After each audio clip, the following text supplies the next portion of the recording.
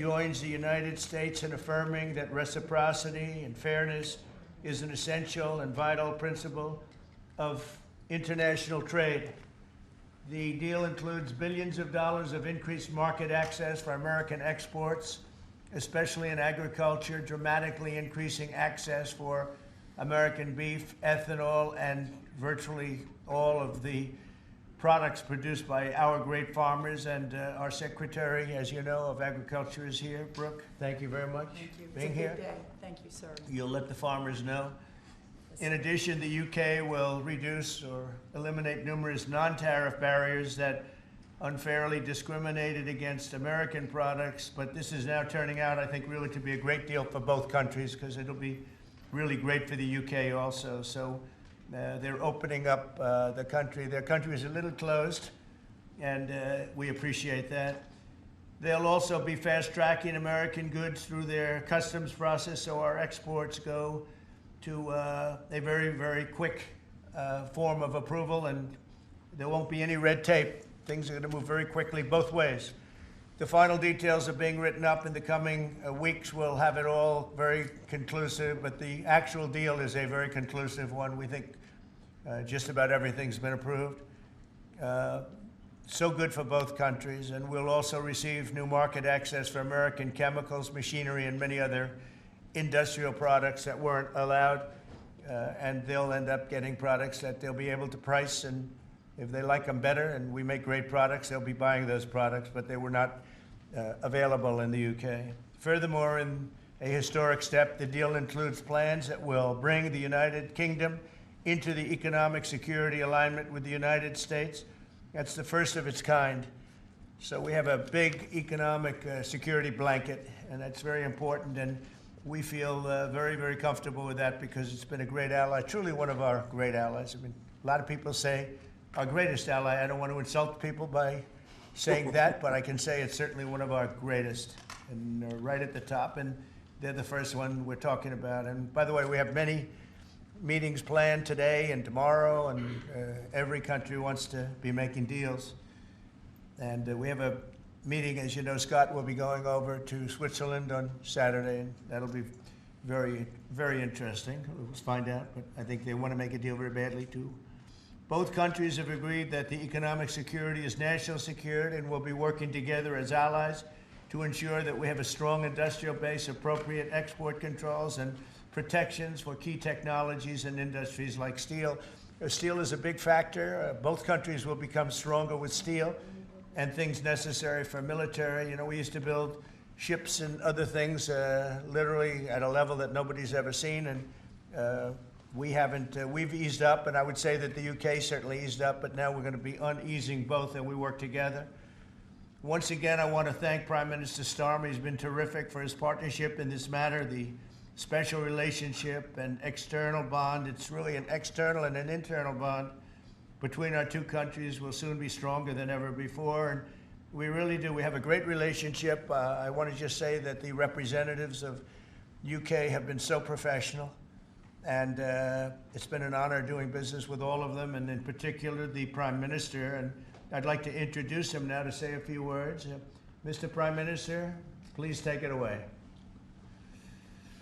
Thank you, Mr. President, Donald, and this is a really fantastic, historic day in which we can announce this deal between our two great countries, and I think it's a real tribute to the history that we have of working so closely together. Can I pay tribute, Donald, to your negotiating team as well, particularly yes, Howard and Jameson, who've done an incredible job, a very professional job, and my team as well. Two negotiating teams have worked at pace now for a number of weeks to bring in this deal today. Really important deal. This is going to boost trade between and across our countries. It's going to not only protect jobs but create jobs, opening market access. And as you say, Donald, the timing couldn't be more apt, because not only was it 80 years ago today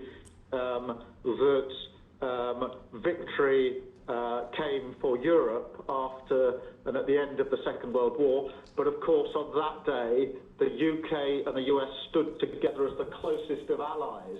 And Donald, I think even down to the hour, because you may or may not know that it was about this time of day, exactly 80 years ago, that Winston Churchill announced victory in Europe, and that led to great celebrations across Europe, across America, but particularly in the United Kingdom.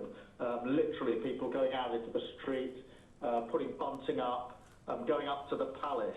And so to be able to announce this great deal on the same day, 80 years forward, almost at the same hour, and as we were 80 years ago, with UK and the US standing side by side, I think is incredibly important and makes this truly historic.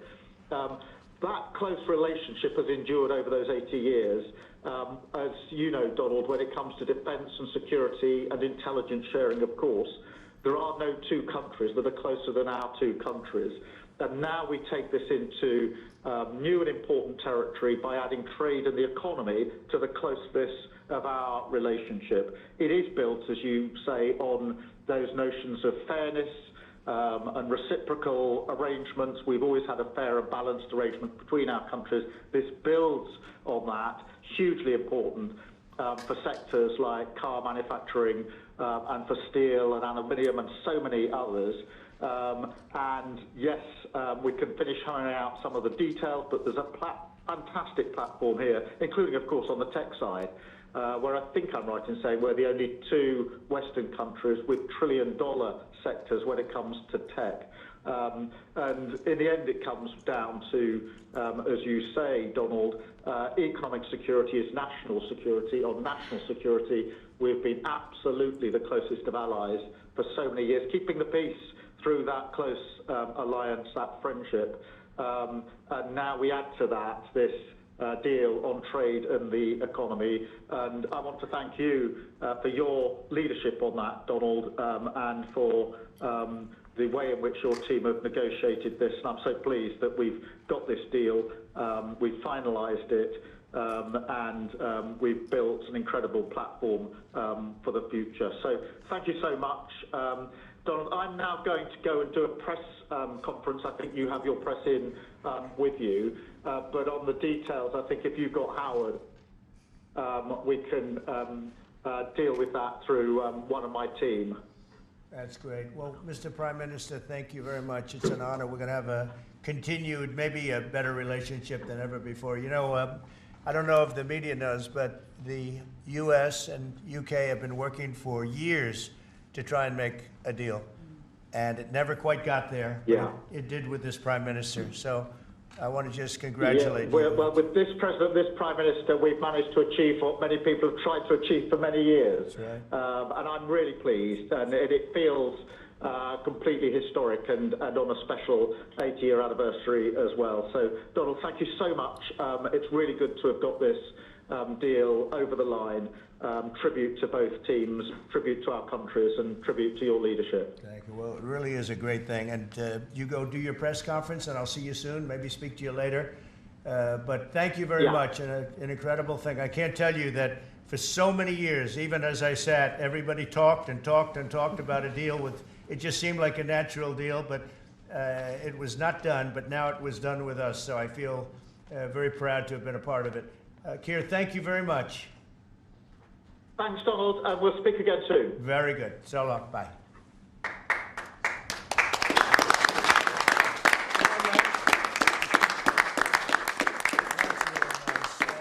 Why don't I do this? Why don't I have our Secretary of Commerce, Howard Lutnick, give a little description of the deal pretty quick, and then the good side, the very nice side, we'll be speaking about it also, maybe, from so you get a pretty equal. I think it's a very, it's just been a deal that was, we thought, very complicated. It became very simple. It's opening up the country that we really didn't have the kind of access to that I would have thought. I was surprised. I think it's why the deal never got done before. It was, you know, they've been working on this deal for 25 years.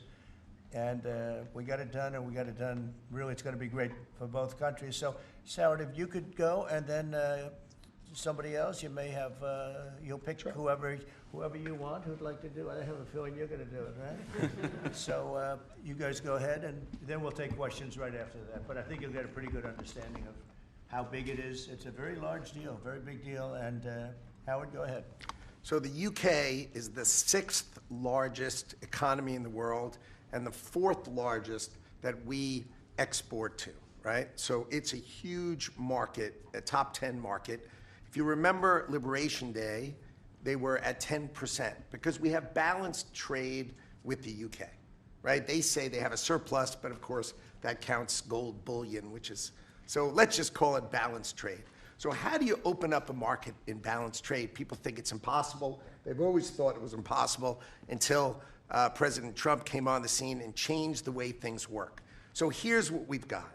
We've opened up new market access, ethanol, beef, machinery, all the agricultural products. They've agreed to open their markets, and that will add $5 billion of opportunity to American exporters. So the question is, why would they do that now? Because they've never done it before. And we still have our 10% tariff on, which will produce $6 billion of revenue for the United States. So the idea was, how do they keep their jobs, protect their economy, and do the best for their people while opening the market for us? And the way is they studied it, their team was exceptional, and they tried to figure out the markets that they're importing from other people and try to send them over to America. So why were they always favoring others and not us? And what they've done is they've found the ways to do that so that we have new access, right? But the UK workers are protected, and that was the balance. So we did a deal with them in automobiles, and you know, if you're not building here, we charge you a 25% tariff. But the president, and by the way, I want to make this clear, while Jameson and I worked hard, this was the president's deal, and people think, oh, that's not the way it works. If you got to sit next to him, I have the best deal maker to my left, and if you don't think that we take advantage of him calling the prime minister and getting that deal done, you don't understand who's the president of the United States. So he's the closer. He gets deals done that we could never get done because he understands business, he understands deals, and that's why we're here today. So he agreed they could send 100,000 cars into America and only pay a 10% tariff. And that protects their car industry. And remember, we do 16 million cars a year. So this is only like 0.6%. But for the UK auto people, this is tens of thousands of jobs that the president agreed that he would protect for them. So he made that deal, right? Then steel and aluminum. Right? Their steel business has been destroyed like everybody else has been destroyed by people dumping steel into their markets. And British Steel had announced it was closing down. So the British government, as part of this deal, nationalized British Steel, and they're going to match the kinds of models we do. They'll put tariffs on, they'll put quotas on. They want to do it with America so they can be part of the resurgence of steel and aluminum in America, and that saves them, again, thousands and thousands of jobs. So if you go step by step, aero and commercial planes, they sell Rolls-Royce engines to Boeing. We've agreed to let Rolls-Royce engines and those kind of plane parts to come over tariff-free. And what you're going to hear today is there's going to be an announcement in the UK that they are buying $10 billion worth of Boeing planes later today, but I'm going to let the name of the airline announce it because that's theirs to do it. Part of this deal was always to do it together and to do it strong, and you can see the numbers on this board. Everything about this board works exceptionally well for the United States of America. It lays out the plan that you can work with us in autos, you can work with us with aero and commercial, you can work with us in pharmaceuticals if you have a supply chain that is secure and protected in national security. So we feel really good about the deal. You've heard the Prime Minister, he feels really good about the deal, right? And we started at 10% and we ended at 10%, and the market for America is better, and this is a perfect example of why Donald Trump produced Liberation Day. People don't understand. He gets things done in a matter of time. This would have taken Jameson and I 3 years, maybe. And instead, we got it done in 45 days, certainly, because we work for Donald Trump. So, Jameson, my partner in all this, maybe Jameson, you'd like to talk a little, and then we'll turn it over to the UK. Sure, happy to do that. Everyone has great remarks. I just have to echo the President and the Prime Minister when we talk about VE Day. This is something we've been waiting for decades, and there's no more appropriate day to do this. And when we step back and we look back a few weeks from now or months from now or years from now, we're going to look back at this day and better appreciate the significance, I think. And I'll just say as well, in terms of negotiating, I mean, the UK negotiators, you know, we've got one right here, did an incredible job, right? This is why you win wars, right? When you act like this. And the ambassador, he knows more about trade than a lot of us here, based on his background. And I would say on this deal, Mr. President, what we've shown is that it is time to change the way we do trade. People said we couldn't do a global tariff. We did a global tariff. They said no one would want to deal with us. People want a deal. They said no one give offers. You saw that stack of offers I showed you yesterday of all those countries. Said we wouldn't get deals, and here we are with a deal with the 6th largest economy. We've agreed to have fair and reciprocal trade, and we've done it in record time. Thank you very much. Sir. Great job. Thank you, sir. Mr. Ambassador, please. Well, Mr. President, thank you very much indeed in hosting us this morning. And thank you very much indeed also for that very typical 11th hour intervention by you with your phone call to the President, demanding even more out of this deal than any of us expected. So thank you for that. The Prime Minister was delighted, obviously, to take that call late at night.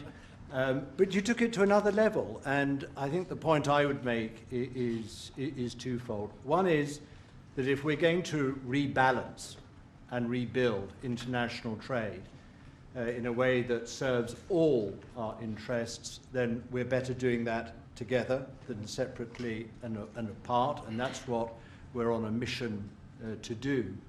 But secondly, you've done what you said you would do.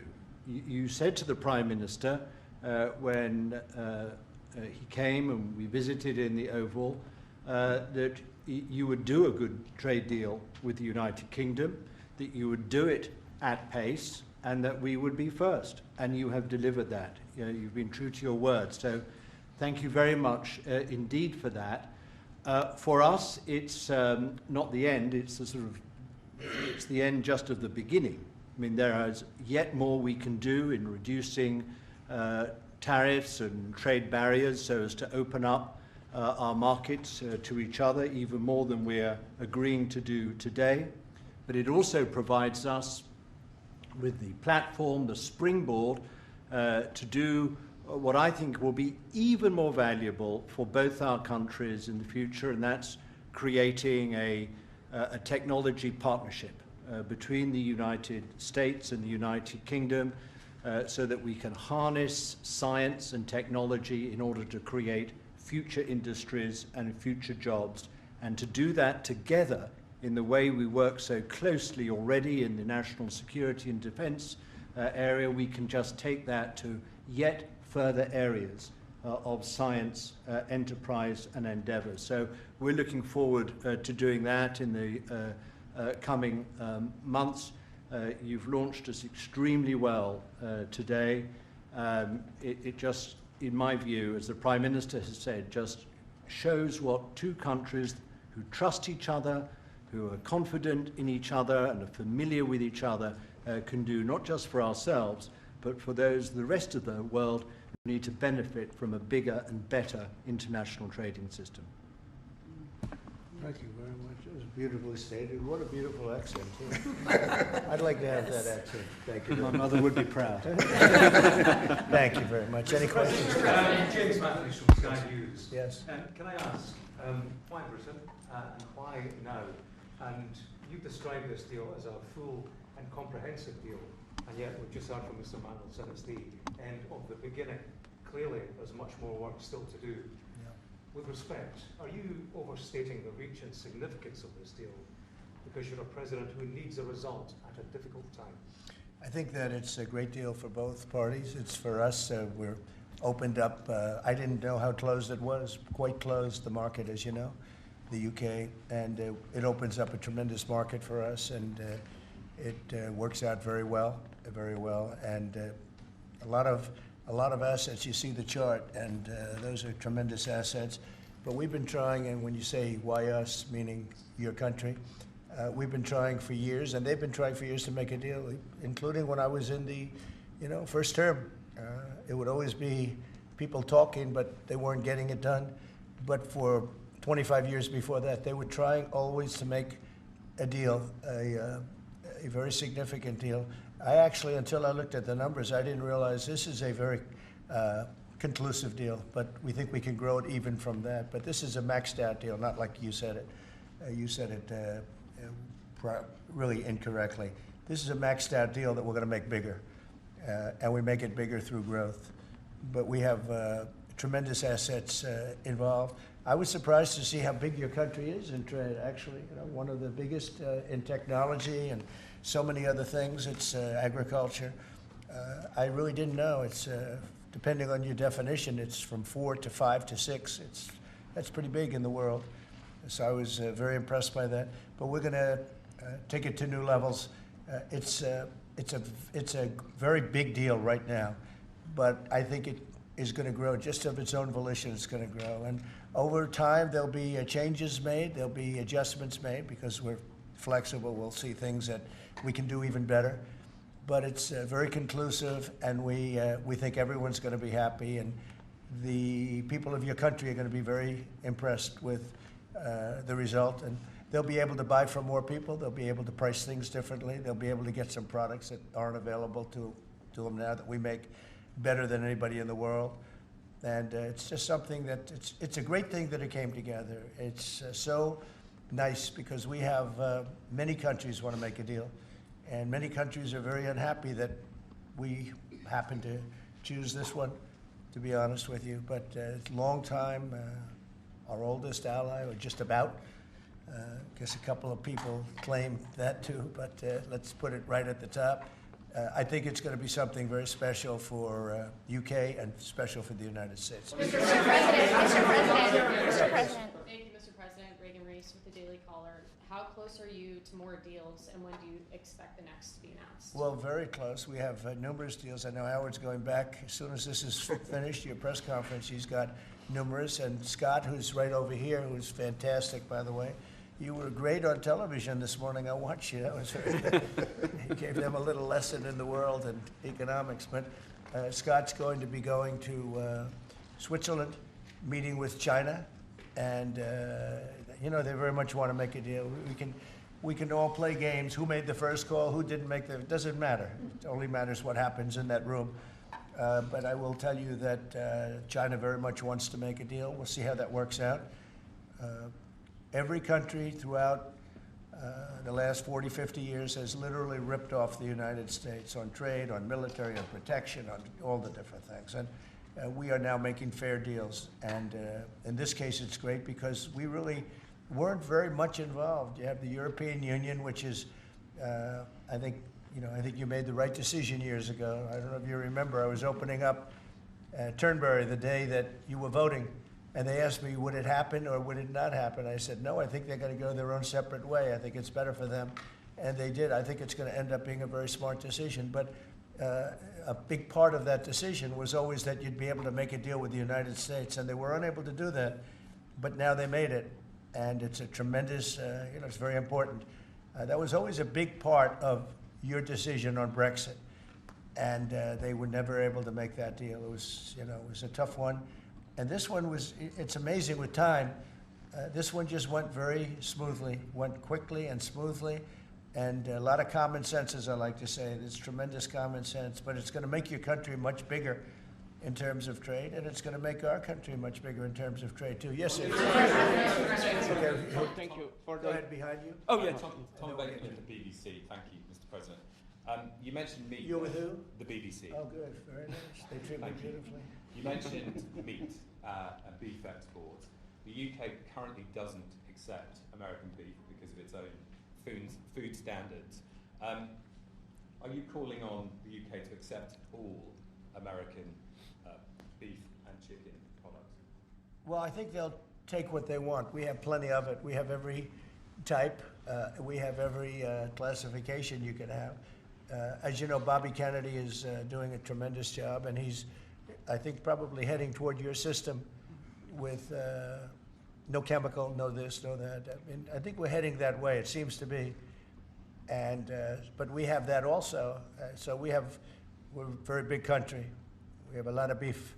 We're a very big country, so it'll be great. Yes, yes, You want me to jump? yes. Let's talk about American beef really quickly, and it can't be understated. I'm Brooke Rollins, by the way, how important this deal is and what this means to American farmers and ranchers. Specific to the beef, this is going to exponentially increase our beef exports. And to be very clear, American beef is the safest, the best quality, and the crown jewel of American agriculture for the world. So I think a really important part of this deal isn't just the ethanol reducing of tariffs from 19 to 0, which for our row croppers is a huge deal, but also for beef. And as we move forward, I know our incredible trade team is looking at all of the meats, all of the produce, really all of our agriculture exports. And I don't know if there's an industry that has been treated more unfairly and has suffered more than our agriculture industry. So we look forward to, I'll be in the UK on Monday, talking to my counterpart over there for next week, and look forward to moving that out across the country. The president is an I think incredible we can defender say of that we America. have the best in the world,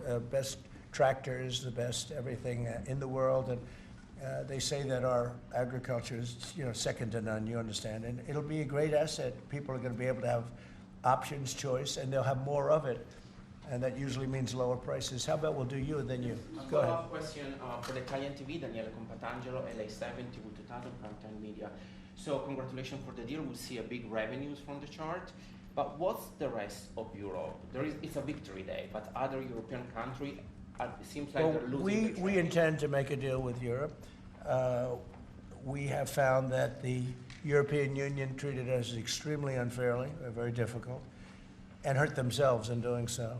And they very much want to make a deal. We'll be dealing with them. We are dealing with them currently. So that'll cover pretty much the rest of it. But this was separate because of Brexit in particular. This was a separate deal. It always seems so natural. I mean, all the media would say that this seemed to be like, why did this happen 25 years? Why didn't it happen a long time ago? And it was always amazing to me. Somebody would say, hey, we got to make a deal. We have to make a deal. But this deal just fell into place. The Prime Minister did a fantastic job. His representatives are total professionals, and they got along well, and it just seemed to work. And I think one of the reasons it did is because we blew up the whole system. If we would have just been dealing with you separately or, country by country, we blew up the whole system. It was very fair to very unfair to the United States. And I think because of that, this worked out so nicely. And I'm honored that it was the first deal. Please. Sir, you mentioned... Well, why don't you go in the back, yes. Oh, thanks, sir. I'm with the London Times. I'd say this is a great day for James Bond because now Aston Martins will be available to American buyers. Will it be even better by extending it to film? You've talked about a big tariff on films, and we'd like to know if there'd be relief on British... Well, we're going to have a discussion on that separately. And as you know, we're putting tariffs on that particular film, he said, the movie makers. And we're going to be doing some tariffs to get them because a lot of them have left this country. They all live here. The money comes from here. Everything comes from here, but they make them in other countries. So we're going to do something to bring them back, maybe to a large extent. But James Bond has nothing to worry about that, I can tell you. James Bond. And Sean Connery was a friend of mine. Sean Connery was responsible for my getting zoning in Aberdeen. He said, let the bloody bloke build his golf courses. And, I was like 4 years into the process, and it was impossible in Aberdeen. And he just stood up one day and he said that. As soon as he said that, I got the approvals in about 2 minutes. So he was a great guy, Sean Connery, and great character. Back there later in the year? Say it? Are you going to Scotland and to... Yeah, I will be, sure. It's great. We have a lot of investment over there. We have Turnberry, Aberdeen. We have, as you know, in Doonbeg in Ireland, right on the ocean. They're all in the ocean. I only have interest if they're on the ocean. And we have good investments over there. It's been beautiful. Yes? Mr. President, if the talks go well this weekend between Secretary Bessent and Ambassador Greer with their Chinese counterparts, not preemptively, but if the talks go well, would you then consider lowering the tariff rate on China? Well, it could be. I mean, we're going to see. Right now, you can't get any higher. It's at 145, so we know it's coming down. I think we're going to have a very good relationship. You know, I always got along very well with President Xi. That relationship was greatly disturbed by COVID when COVID came in, but we get along very well now. I mean, the relationship was hurt with a lot of people, a lot of countries when COVID came in. But I think we're going to have a very good relationship. I expect to have a very good relationship with China, Scott. I think it's a very friendly meeting. They look forward to doing it in an elegant way. China, as you know, has a tremendous trade surplus with us, and we just can't have that. And but I think it's going to be very good for both countries. I would like to see China opened. You know, one of the big things here is, and nobody would know this, but the UK was largely closed. It was very much closed to trade, and now it's opened. And a lot of the financial reporters are very happy about that because so much. I listened to them. Well, I hope they get countries opened up, and then you compete on a fair basis. But you can't compete when you're not allowed to go there. China would be the #1 example of that. You know, it's very closed. We almost had it last time before COVID, and that didn't work out. But we made a great deal with China. They had to buy $50 billion worth of our food products, and it was a great deal, doing very well for our farmers. And then when Biden came in, as usual, nothing happened. You know, he didn't enforce it, and it got less, and ultimately, you know, destroyed a great deal. That was a great deal. But no, I think that we're going to have a good weekend with China. I think they have a lot to gain. I do think they have far more to gain than we do, in a sense. But we're going to have I think we're going to have a very good weekend. Will you speak to Xi after the weekend talks? I might, yeah, sure, depending on what Scott says. We Scott is doing certain countries, and Howard's doing certain countries. I mean, I wish I had like 10 more of each. Then we could do them all at one time. But there will be a time, we'll do a number of them, and then there'll be a time, I think I can say this, Scott and Howard, where we're just going to say, because we understand the countries, we understand what they want, where we're just going to make the deal. In other words, we don't need the country involvement because we've already had it. And we'll say this particular country, which had big surpluses, let's say, we had therefore deficits, that this particular country is going to pay a 25% tariff or a 30% or a 50% or 10% or whatever it may be.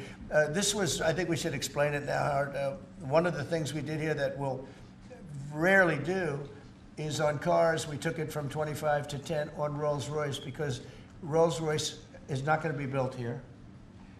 I wouldn't even ask them to do that. You know, it's a very special car, and it's a very limited number too. It's not, you know, one of the monster car companies that makes millions of cars. They make a very small number of cars that are super luxury, and that includes Bentley and Jaguar.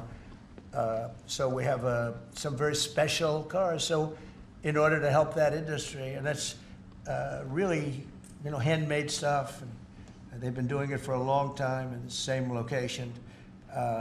And I said, yeah, that would be good. Let's help them out with that one. But that's different than a car company that comes out and makes millions of cars, which they'll be doing in our country. They're going to build, we have many factories, car plants being built or going to be built very soon. I think we can say that we'll be close to $10 trillion of investment. I think we're actually at that number now if you add up some of the ones we haven't heard about yet. I mean, we have some going up right now. They have plants going up, and they haven't even spoken to us. They're doing it because of the tariffs.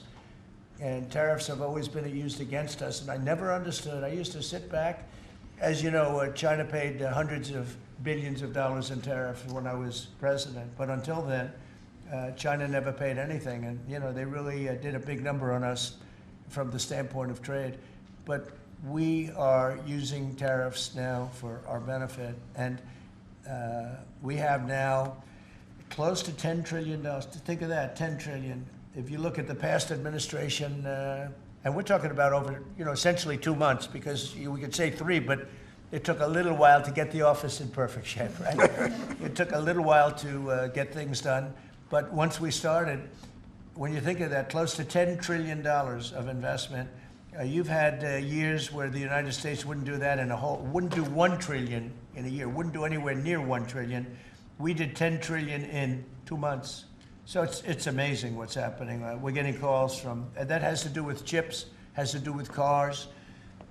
We used to make chips. We had Intel, and we used to make chips. We had a monopoly on chips. Everything was made here. And now, over a period of years, because of presidents that didn't know what they were doing, they allowed that business to be stolen from us. Most of it moved to Taiwan. And you probably were in the same position, right? Because you had a lot of the chip-making capacity, but they moved it in. And if we would have said, that's fine, if you want to move it to Taiwan, that's good, but if you want to sell back into the United States, we're going to put a 50% or 100% tariff on, they would have never left. But we had people sitting here that didn't understand that, and it's too bad. But now they're coming back, because I'm saying it about 40 years too late, but they're coming back. As you know, we have the biggest chip makers in the world spending, in one case, $300 billion, in one case, $500 billion, same as Apple, and in another case, $200 billion. And we're going to have a large share, very, very substantial share of the chip-making market. You said that this weekend is going to be a friendly visit, but do you expect that it will just be a formality to break the ice, or are they going to get into substantive negotiations? I believe so, yes. I believe it's substantive, yes. I think people like to say, yes, we're having a meeting to meet. Well, we're meeting, so what are we going to do, talk about meeting again? I think it's going to be substantive. I think we can say that, right, Scott?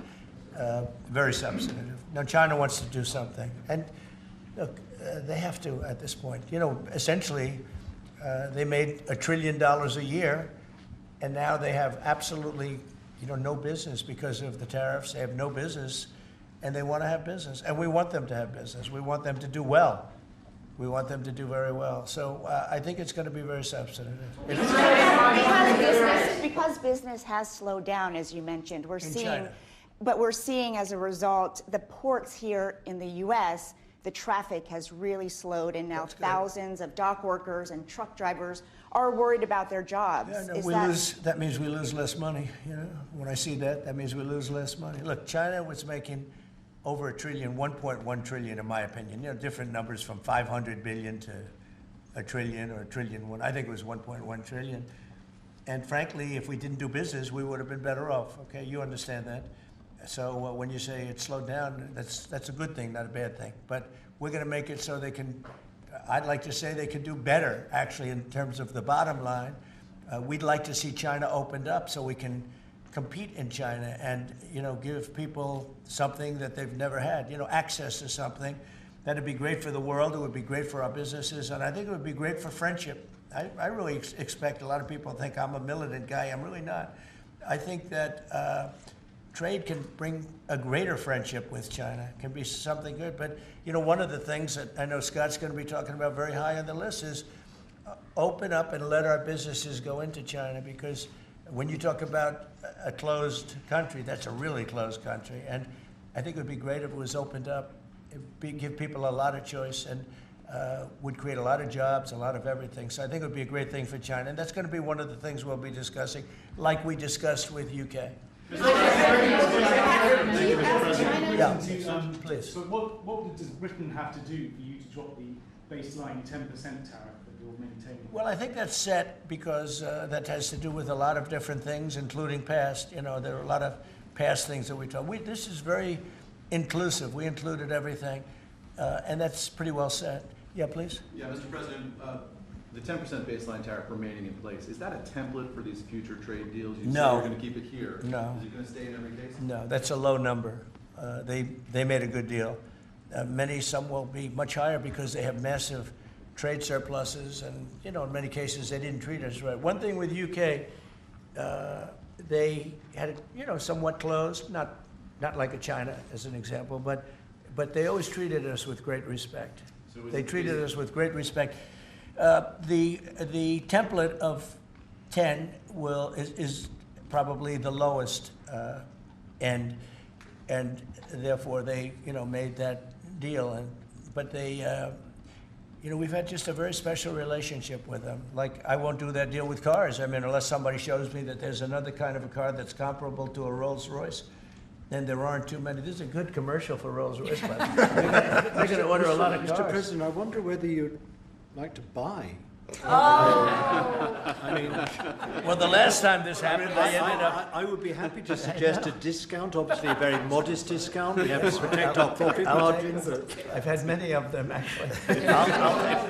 You know, the last time that happened, I ended up buying a Tesla. You know. Go ahead. Thank you. Mary Margaret Olahan with Daily Wire. I had a question about the UK deal today. I heard there was talk that part of the agreement would depend on whether the UK would respect free speech and freedom of religion. I know the VP is really interested in that, talked about that earlier this year. Was there any assurances that you guys got on that front? You want to handle that?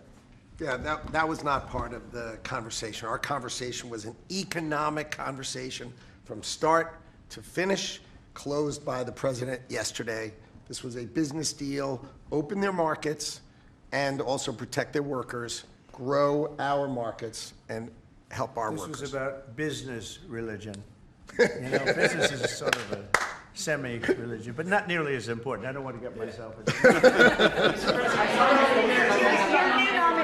Go ahead, please, in the back. Go ahead. Mr. President, will you be asking China to help you close, the gap between Ukraine and Russia? I think so, yeah. I think it's a natural thing to ask. What do you expect? Sure. I don't know. I think we're making good progress. The fighting is a little bit different than it was.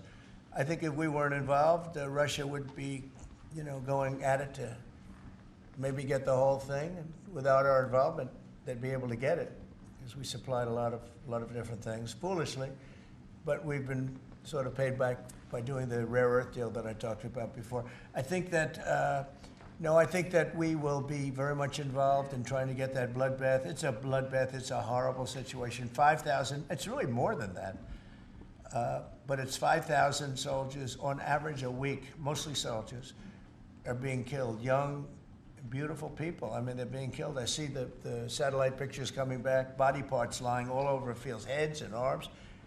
It's so terrible. I've never seen anything like it, actually. And if we can get that stopped, that will be a great accomplishment. And we're trying very hard, and I think we're close. And Mr. Witkoff is talking constantly back and forth. He's a real professional who's got a great relationship with both countries. And I think we have a good chance. And likewise, we're trying to work on Iran to get that solved without having to get into any bombing, as we say, big bombing. I don't want to do that. I want them to work a deal. I want them to be very successful. Mr. President, Edward Lawrence from Fox Business. Yes. On the non-market barriers, how did you get the UK to bend, and what was the 11th hour deal or ask? Well, I think it was really just a part of the overall. I mean, they have so many things that are so good for them. It's going to be so good for the country, and that was sort of easy. It wasn't. We had non-market. I call it non-market or non-monetary trade barriers, and we had quite a few of them. Not nearly as bad as some countries. Some countries have, they have virtually no tariff, but the rest of it is so brutal you can't do business with them, right? So it's a very important question, actually. No, I think the overall deal just worked out very well from their standpoint. They were willing to give that in order to get other things, and you might want to speak to that, Mr. Ambassador. Look, the point about the deal is that we will continue reducing tariffs and non-tariff barriers. This is a continuing picture. It's a movie. It's not a still picture here. It's a movie. Yeah. It continues. And we're both committed to freeing up trade between our countries. We're both committed to freeing up investment between our countries. And the point about this deal is that it provides a very good template and a very good launch pad for what we can continue to do and build on in the future. And that's what we're both determined to do. Many of the that's between us. Many of the we'll keep it confidential. Yeah, how about just one more little thing, right? It got the deal closed, and it was handled very well from the other side too. But many of these things that we're talking about, we've been talking about this for 25 years. It's hard to explain when if you weren't sitting behind this beautiful Resolute desk, you just wouldn't get it. I have been hearing about making a deal with UK for 25 years. And especially around the time of Brexit. They wanted to make a deal, so they came out of Brexit and they make a deal, and how natural. And it just couldn't be done. It couldn't be done. Good people. And this is a bigger deal. This is a much bigger, better, stronger deal for both of us than we ever even contemplated before. It's a big deal.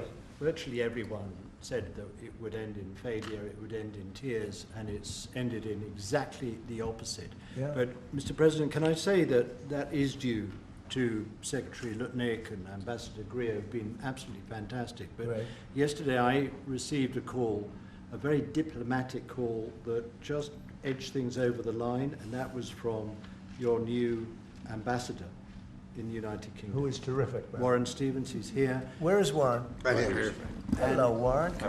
He's flying to London tomorrow night. He's going to be very popular with the British people. He's going to be a very successful ambassador. Under nominee. And? Were you disappointed? And? He's got plenty of cash. That guy's plenty of cash. Are you planning We need some more big spenders. Yeah, go ahead. Are you planning to meet Ursula von der Leyen? You're going to go ahead, fast. Yes, are you planning to meet Ursula von der Leyen, the President or the European Council anytime soon? Oh, she's so fantastic, right? She's so fantastic. I hope we're going to meet. Yeah, the answer is yes.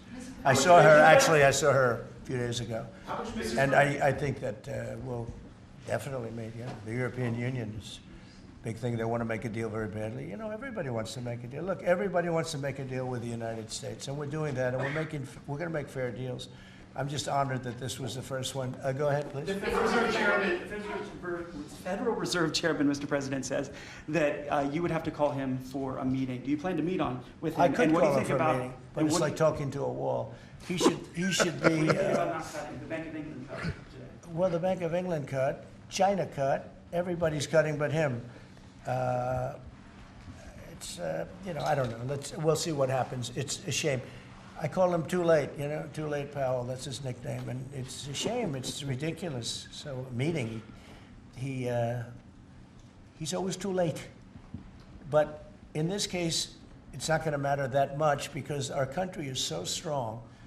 We're so powerful in terms of economic strength and what we've done. And I'll tell you what, if we didn't have our first term, you wouldn't be. We created things in the first term. We cut more regulations than any president in history.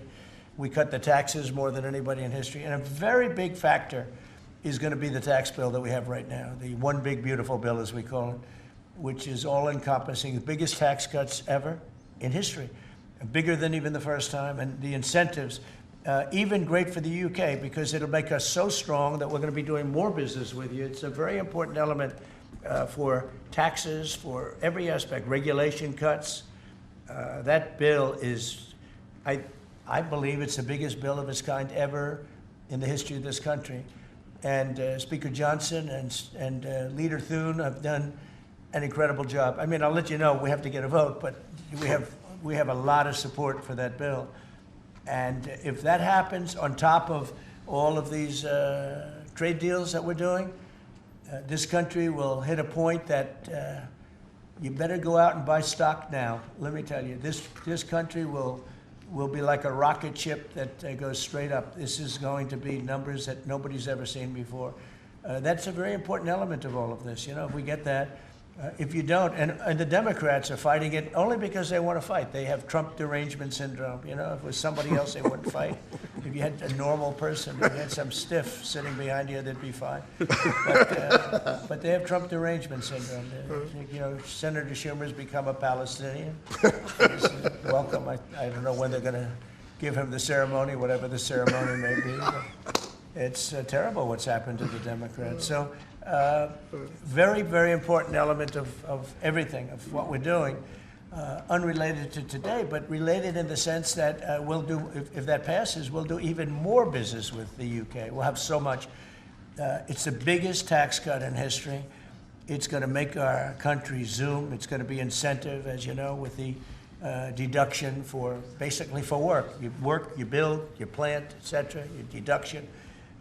It's going to be the biggest. It's the biggest bill of its kind ever passed. Maybe the biggest bill ever passed. That's why we call it the one big beautiful bill. You just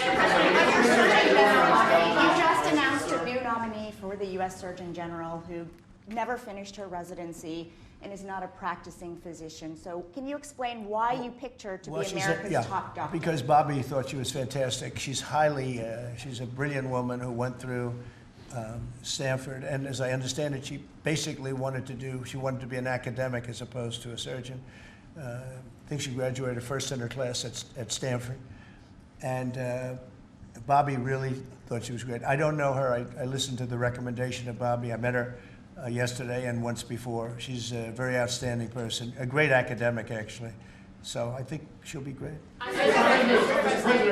Your nominee for U.S. Attorney of D.C., do you have a backup plan if this Senate? Oh, I do, yeah, but he's a terrific person, and he wasn't getting the support from people that I thought. You know, he's done a very good job. Crime is down 25% in D.C.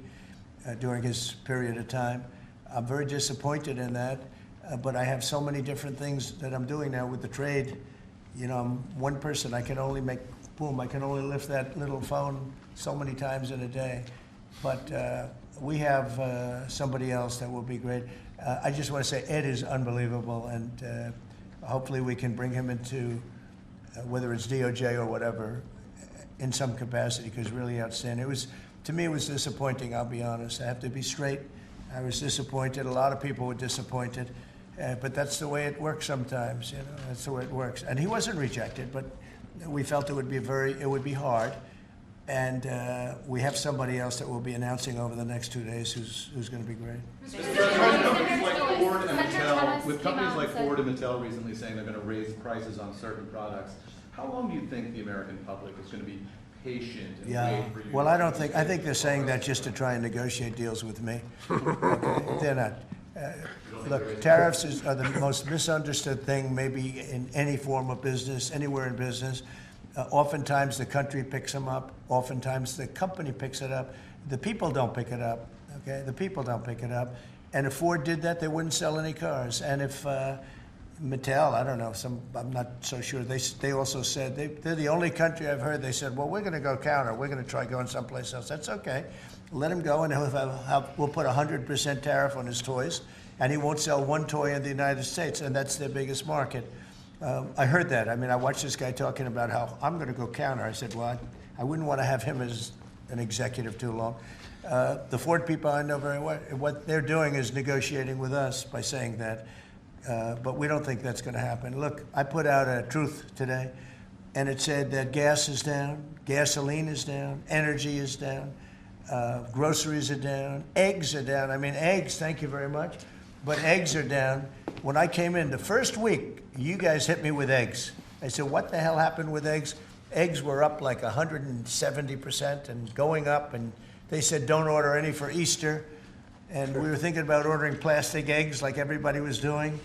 And Brooke did a fantastic job, agriculture. Brooke did a fantastic job. And we had hundreds of thousands of eggs out here on the lawn just 2 weeks ago at Easter.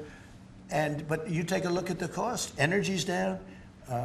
Even interest rates are down. Now, if the chairman of the Fed, Jerome, if he would lower interest rates like China did, like I think UK did, but like numerous other countries have done, it's like jet fuel. It would be great. But he doesn't want to do it. I think he doesn't want to do it. Probably he's not in love with me. I think that's right. It's sort of a crazy reason, but that's the way life is. Anybody in his position would be like jet fuel. But even without that, we're doing well. But remember this, you know, I've watched you people reporting over the last few months that if we do this, you know, prices are going to go through. Well, groceries are down. All of this stuff is down. Lumber is down. Oil is gone to, I mean, we have that thing broke 60, right? $60 a barrel. And $1.98, $1.99 in some cases. And heading in that direction.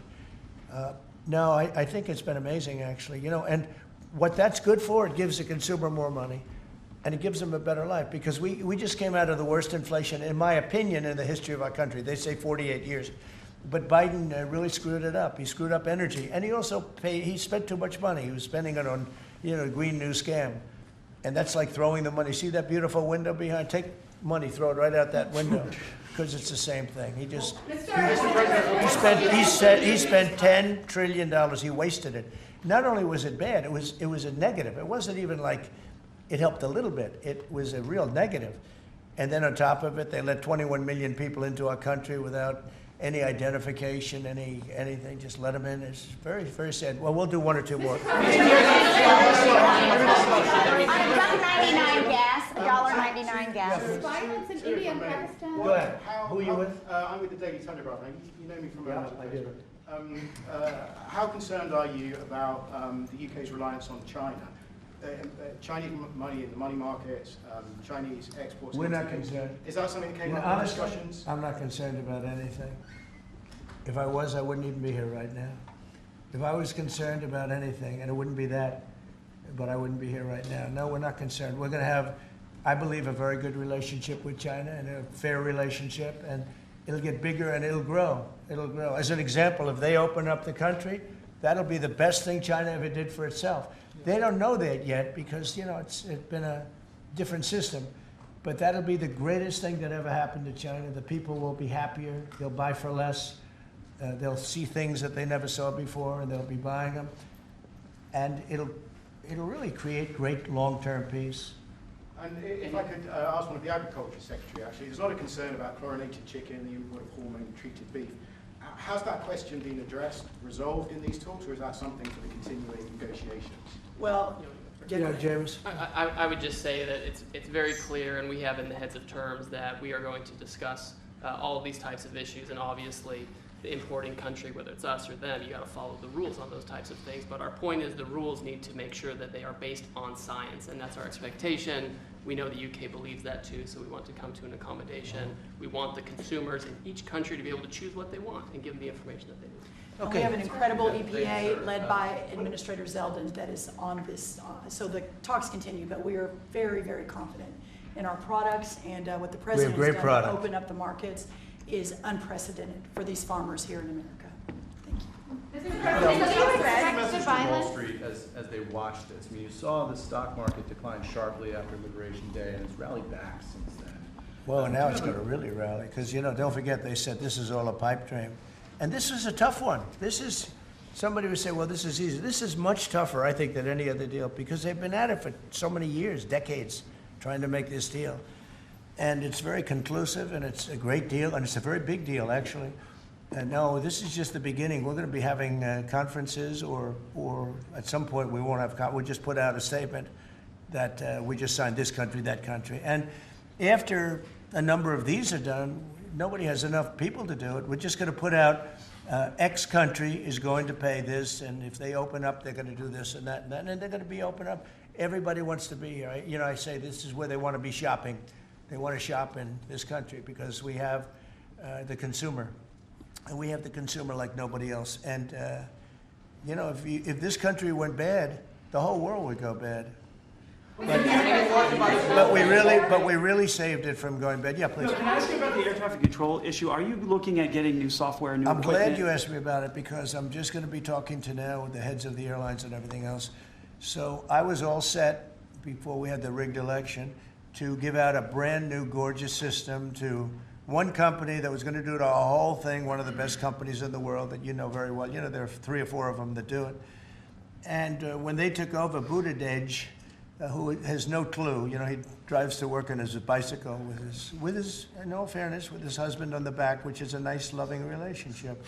But he didn't have a clue. This guy didn't have a clue. And he's actually a contender for president. Between him and Crockett, you can have that party. But he didn't know what he was doing. And he took what they call dry systems where you have wires in the earth, buried in the earth or whatever. And then you have the open air systems where you have satellites, and you can't mesh them. Anybody would know that if you went through about 2 months of study in school, if you studied that kind of thing. And he did. They spent tens of billions of dollars trying to take old, broken equipment and merging it into existing new equipment with brand new equipment. It's one of the greatest. They spent like $40 billion. And what they did is they made it worse because it doesn't work together. You can't make it work together. If you have a satellite system, you need satellite. If you don't, they had all these different technologies, some of them 50 years old, and they're trying to mesh them in. And they end up spending twice the money they should have. You could have bought a whole new system. So we have a very good guy who you all know, Sean Duffy, is head of transportation, and I've given him a 10-minute lesson in buying, and he's become really good. And we are now in the market to buy a gorgeous, brand-new system. The helicopter that crashed into the plane at 400 feet, it shouldn't have been. What would have happened is all sorts of bells and sirens would have been going off 3 minutes before that accident happened, if you had the right equipment, but they didn't. And the new equipment is unbelievable what it does. You can have, you don't even, well, I was going to say something, but you always, in my opinion, you always need pilots. I want pilots. But you wouldn't even have to have pilots. This system is so incredible what they can do. But we have a system that's obsolete. And what they did is the worst. They tried to combine the really old, broken stuff with the new stuff. And you can't combine it. And anybody should have known. So Biden, do you think Biden figured this out? I don't think so, fellas. Do you think he has any clue? He doesn't know what the hell's happening. So here's the story. We're going to be buying a brand new, it's going out to bid very soon, brand new state-of-the-art system that will cover the entire world. I'll give you an example. When my pilot, now I have military pilots, but prior to that I have very good pilots, great pilots. They would land, and I won't tell you which country, but they would use the system of another country. They wouldn't even use the system of the United States. So if I'm landing in New York or Florida or Tennessee, they're using a system from another country. I said, why is that? And they were, you know, they're not into business, but they're just saying, our system doesn't work, sir. And I said, boy, that's pretty sad. But we were all set to give it out to, you know, look, you have a Raytheon and you have different companies like that, numerous companies. And you have companies that would do it, like an IBM, as an example. And you give out one deal, one contract. They gave out hundreds of contractors. They had diggers. They had non-diggers. They had people that focused on satellites. They had hundreds of different contracts. One contract where one guy is controlling everything. If you need a trench, then they dig a trench. But if you don't dig the trench, they don't blame you. What happens is you don't dig it, then they say we want a cost overrun. Now, we have it all set, and we're going to be doing it. We would have done it, except that the election took a little strange turn. But the second one didn't. That was too big to rig. Thank you very much, everybody. Thank you. Thank you. Thank you. Thank you.